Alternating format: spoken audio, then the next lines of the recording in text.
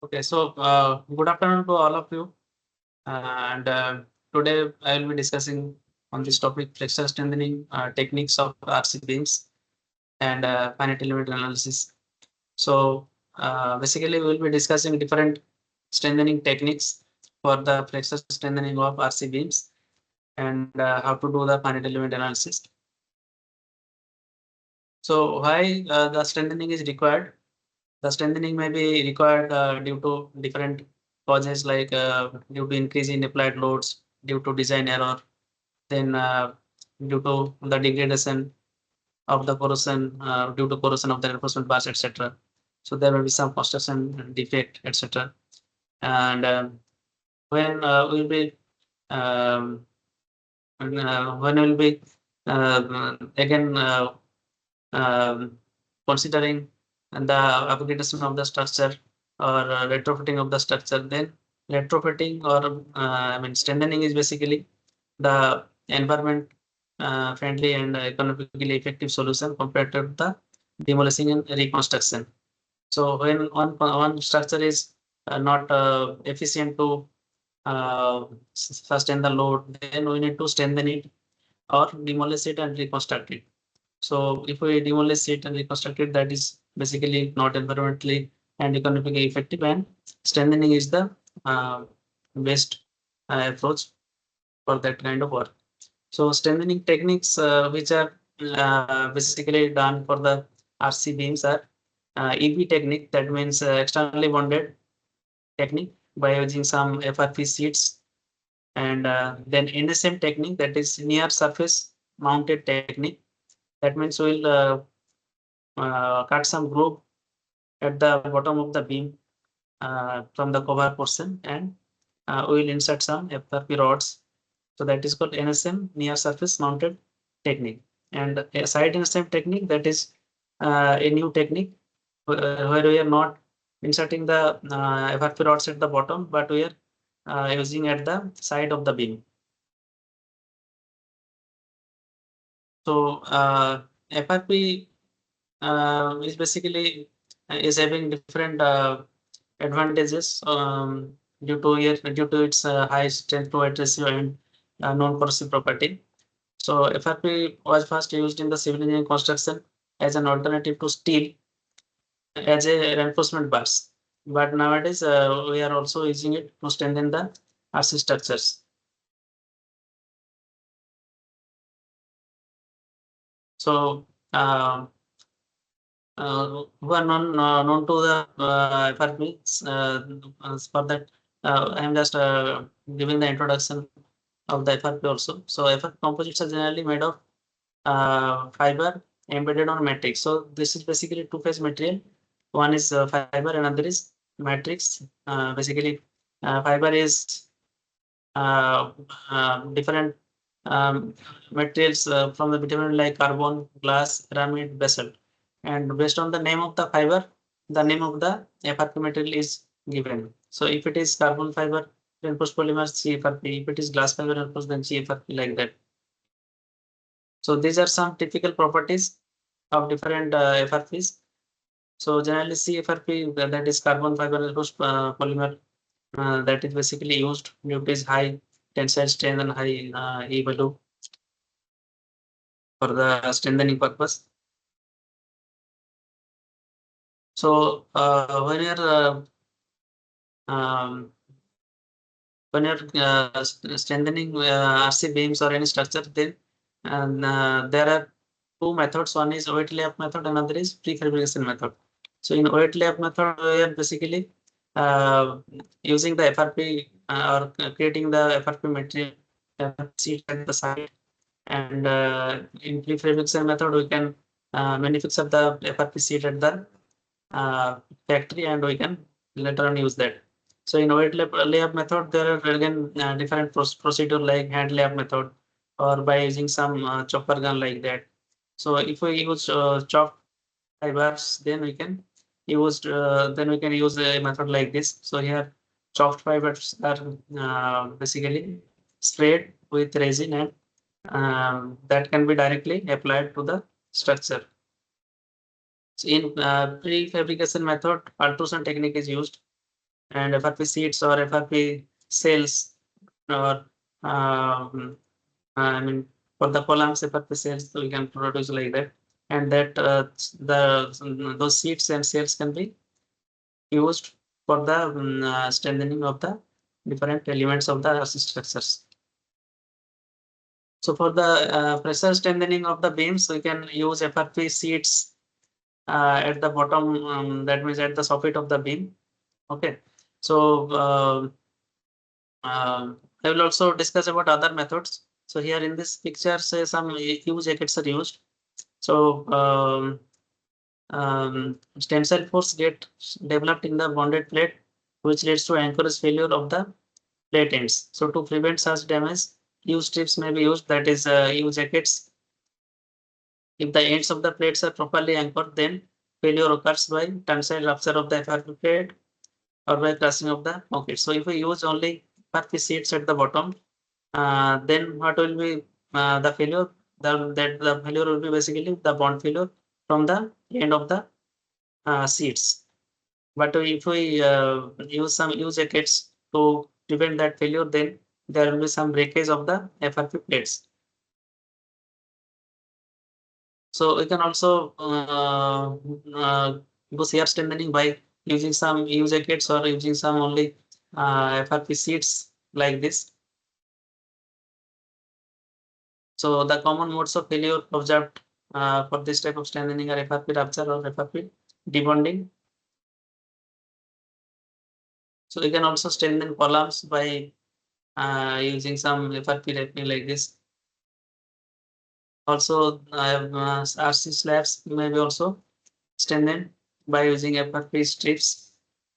So here also the mode of failure is FRP rupture and interfacial debonding. So now I will discuss mainly about the pressure strengthening of RC beams, different techniques, and how to analyze by using a finite element analysis. So the externally bonded method EB involves bonding one or more FRP elements to the tensile surface of the concrete.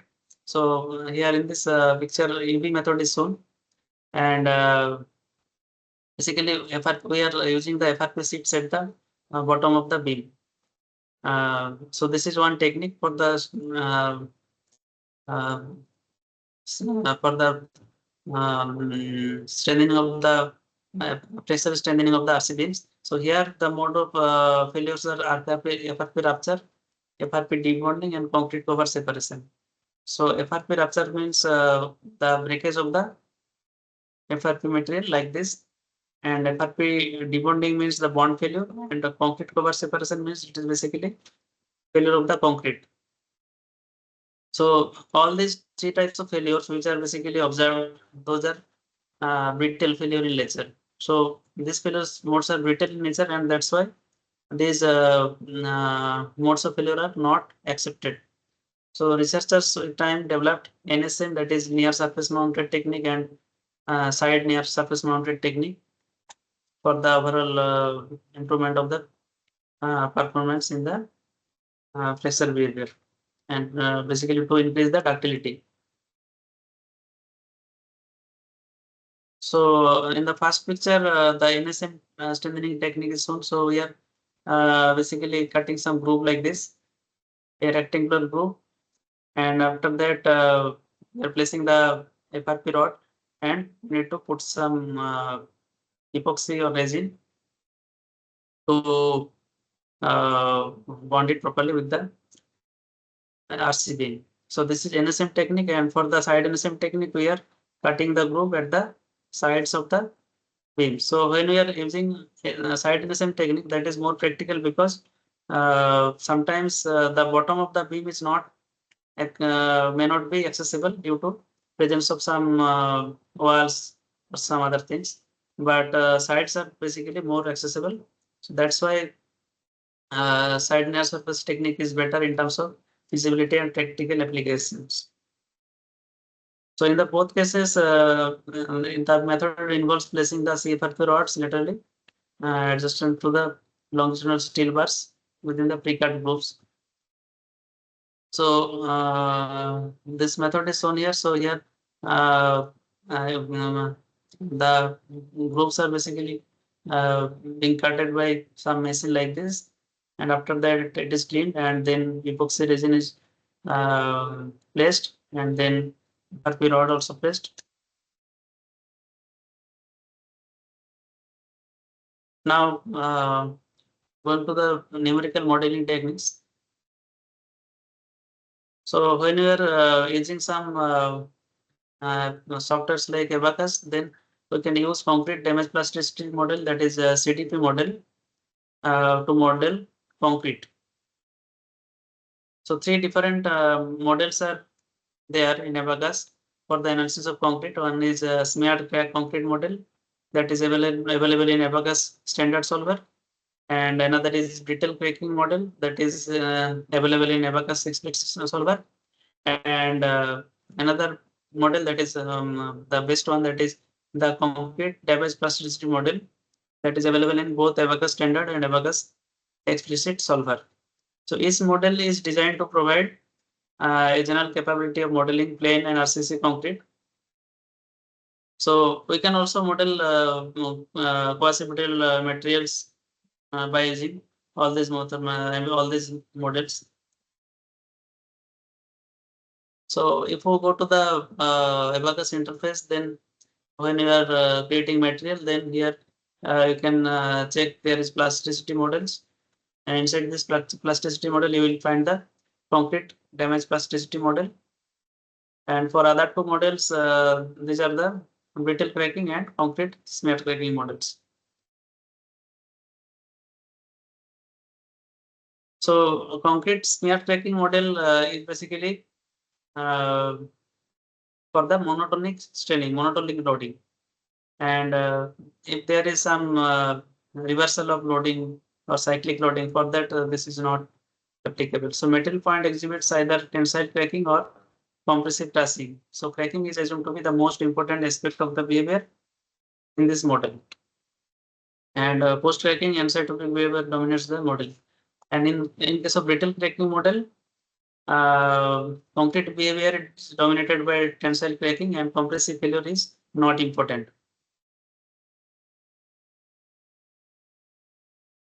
Now, in case of concrete damage plasticity, that is CDP model, this is based on the assumption of isotropic damage and designed for application in which the concrete is subjected to arbitrary loading condition, including cyclic loading. So the model takes into consideration the degradation of elastic stiffness induced by plastic straining, that is in both in tension and compression. So it accounts the stiffness recovery effects under cyclic loading. So to model concrete by using the CDP model, we need the response of the concrete in tension and compression. So in tension, we need this type of graph, and for compression, we need this type of graph for the concrete we are modeling. So we need the stress strain curves in tension and compression. So we can observe that there is a linear portion. After that, there is a nonlinear portion. So how to give the data, how to model it, we'll discuss. So the model assumes that the uniaxial tensile and compressive response of the concrete is characterized by damage plasticity, and the Abacus basically calculates the plastic strains in tension and plastic strain in compression. So stiffness recovery is an essential aspect of the mechanical response of the concrete under cyclic loading. So that means the compressive stiffness is basically generally recovered upon the crack closing as the load changes from the tension to compression. So say there is some initially there is some tensile loading. So due to that there will be development of some micro cracks in tension. So when we'll reverse the loading from tension to compression, then those cracks will be closed. Okay, and the concrete will basically retain its compressive stiffness, full compressive stiffness, or if you want to reduce, you can reduce that. So there is option also. So on the other hand, the tensile stiffness is not recovered as the load changes from compression to tension once crushing microcracks has been developed. So that means again say from compression, the load is changing to tension. So if there are some previously occurred some microcracks and after changing from compression to tension, basically the tensile stiffness will be not recovered. Generally, it will be not recovered. By default, the recovery is given as 0. Okay, so if you want to change that, there is the option also. So the stiffness recovery is discussed by using this figure. Okay, so here at this top part, the tensile behavior is shown, and at the bottom part, the compressive behavior is shown. So say this is the loading path. Okay, so after this, up to this point, after reaching up to this point, say we are uh, unloading it. Okay, so this is the loading path. This is the unloading path. So during unloading, say we are saying that there is some damage dt. So the slope of the curve will be like this. Okay, so 1 minus dt into E0. So E0 is the initial Young's modulus, initial stiffness. Now it is going through this path. So after that, Abacus what that by default what will do by using this model. So there is a factor WC. So that is by default 1. That is basically compression recovery factor. So if it is 1 means say there is some damage due to tension. There will be some microcracks developed. So but due to that, there will be no effect in the compressive strain or compressive stiffness. So if you look at the slope of this curve and this curve, it is same when WC is 1. So here also the value is 0. Okay. And after that, say if it is reaching up to this, now again we are changing the load from compression to tension. So generally, Abacus what will do? Abacus will consider no tension recovery. So that means there is a WT factor, so that will be 0. And basically, here you can see that the slope is basically coming like 1 minus dt. I mean, the stiffness is coming like 1 minus dt into 1 minus dc into E0, like that. So this is the main concept, and how to basically when you will use this model, so automatically it will take W equal to 1 and W equal to 0. But if you want to change, you can change that from the Abacus interface. So in CDP model, it assumes that the reduction of the elastic modulus is given in terms of a scalar degradation variable d. So here is the modified d is given as 1 minus d into E0. So E0 is the initial value of the Young's modulus. So here 1 minus d is given as 1 minus st into dc, and then into 1 minus sc into dt. So dc and dt, this will be the damage in compression and damage in tension. And here st and sc, these are calculated by using these two equations. So here r star is 1 when it is in when sigma 1 is 0 greater than 0, and it is 0 when this is less than 0. Okay, so basically here WT and WC. So as I said here, WC will be 1 and WT will be 0 by default, but you can choose in between 0 to 1. Okay. So the same graph is shown here. When WC is 1, it will be following this path, and when WC is 0, it will be following this path. Thus, the same slope of this. So we can also get these equations from here also. So now, basically, when you are using the CDP model, you need the stress strain curves of the concrete in tension as well as in compression. But if it is not available, then you can get some approximate curves by using some equation. So one equation is given in Eurocode 2 for the compression behavior. You can use that, and some literatures are available to find the softening behavior of the uh, concrete in tension. So, uh, so to model the material, we need basically this total curve to be defined. So for this blue region, we need only E value and nu value. And for this red region and for this green region, we need inelastic stress strain data under compression. And for this green region, the cracking stress strain data under tension. So here, this person is under the stress strain curve for the compression, and this side is for the tension. And these are some plasticity flow parameters, and if you can use the default values which are recommended in documentation. Now to model the compressive behavior, basically we can model up to this by using only a new value, and after that we need to define this curve by providing compressive stress data as a function of inelastic or crushing strain. So we need to calculate inelastic strain, and we need to quote in terms of with respect to the compressive stress data. So compressive stress we are getting from this axis, and from this axis we need to calculate the what is the value of inelastic strain. So inelastic strain is total compressive strain minus elastic compressive strain. So elastic compressive strain you can calculate by sigma c by E0. Okay, so at any point, say at this point, what is the sigma c you can get from the y-axis? Divided by E0, you will get the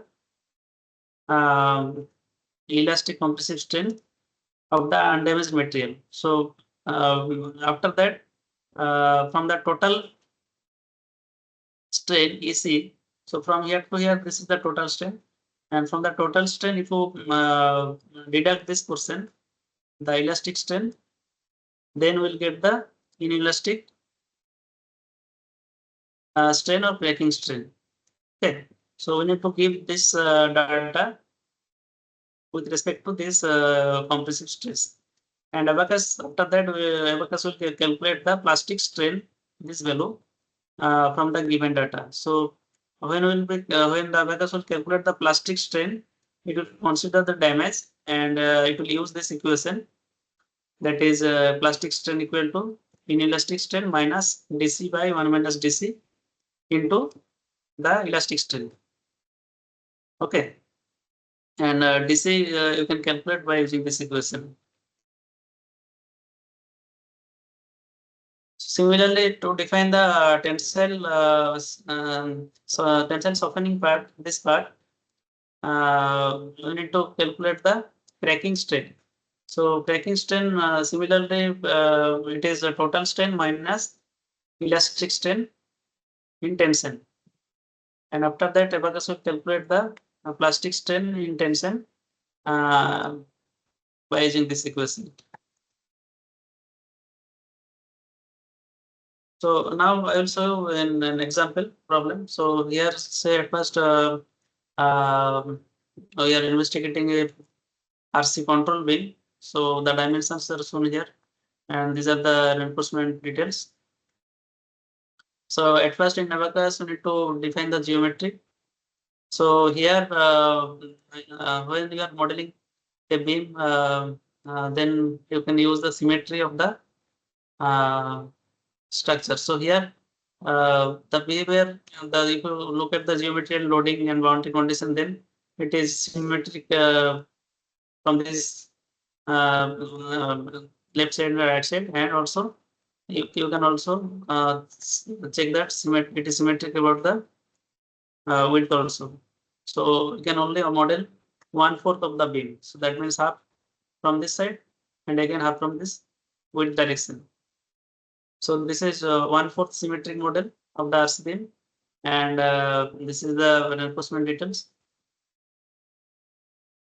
So after that, say these graphs are given, and from these graphs we can calculate what is the inelastic strain and cracking strain, and the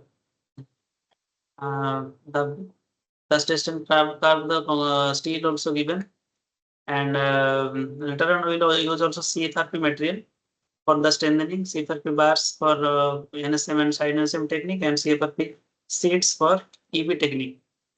So for that we are using some elastic properties like this. Okay, so I will just show you the control beam at first. So at first we are modeling the geometry like this. Then in property data we are giving elastic properties of the concrete at first. Then we are defining the concrete damage plasticity model. So in compressive behavior, we need to give the data yield stress versus inelastic strain, and in tensile behavior, yield stress versus cracking strain. And also we need to give the data of damage parameter with inelastic strain and damage parameter with cracking strain.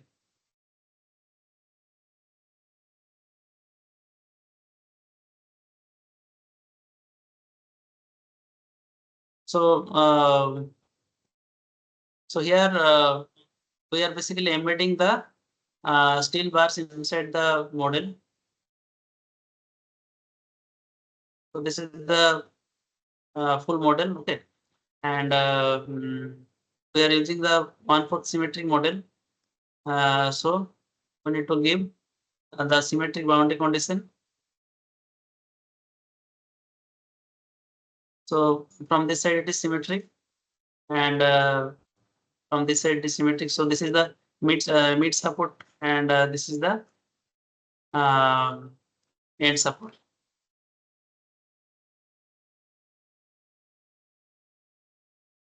So after the analysis, we can get the load displacement plot as well as the damaged elements. So for the damaged elements, we have two variables, damage C and damage T. So damage C will be showing the damaged elements in compression.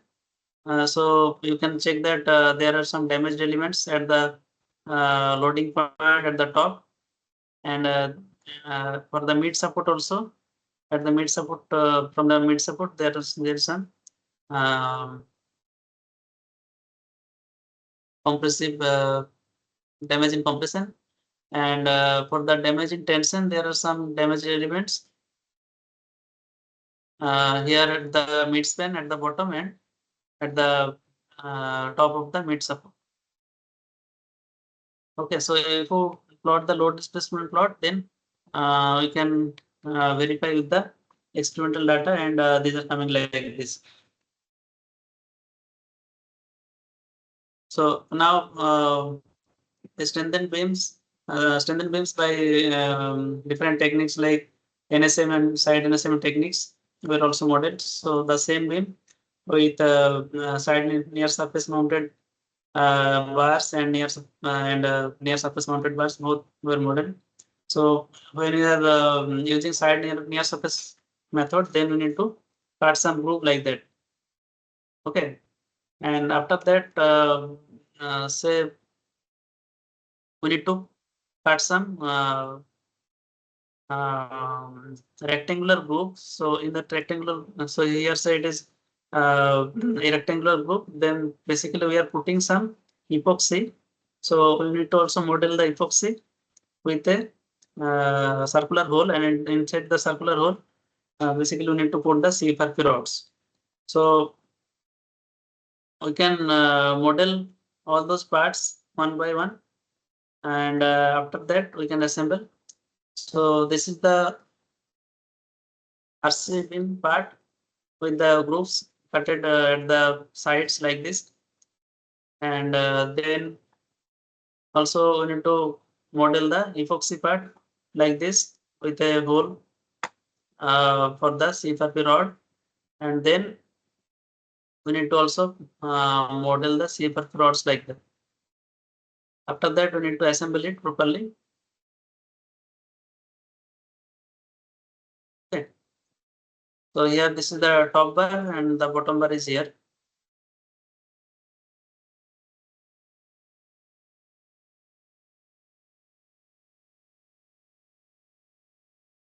And after the analysis, we can get the curves like this. So this is the experimental one, black one, and the from the finite element analysis, we are getting like this. And these are the curves for the control beam. Then by using NSM technique and side NSM technique. So it is obvious that from the NSM technique we will get more load because the bars are placed at the extreme bottom and extreme top. Okay. And for the side near surface mounted method, we are getting some lower load like this. Now for the EB method, we can put the CFRP sheets at the bottom and at the top like this at the zone of tension. Okay, so similar to the NSM and side NSM, we can also strengthen the beams by using EB and side EB. So we can put also the sheets at the sides. So this is the comparison of results from the experimental and finite method. So if we place all the methods like this is the control beam, then after that this is side externally bonded, and this is side near surface mounted. Okay, so we can check that.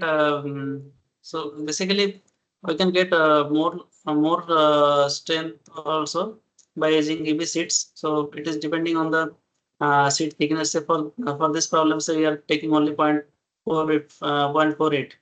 Okay. So we can get more strength by using EB technique, but the ductility is less. So if we check that the failure at the uh, failure load that is coming for the EV seat is like say up to 200 kilonewton, but it is failing at 40 deflection.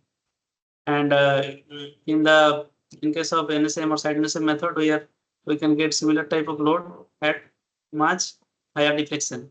So we are basically achieving more ductility by using the NSM or side NSM techniques. So we can also use the two methods combinedly to get benefit of the both methods like EV seats and side NSM bars combinedly.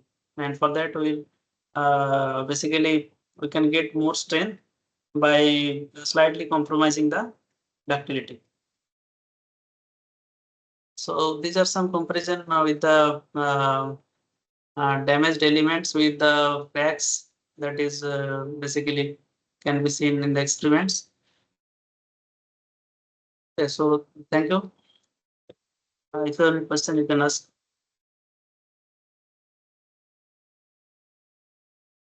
Audience can ask questions. Shivam Kumar, you can ask.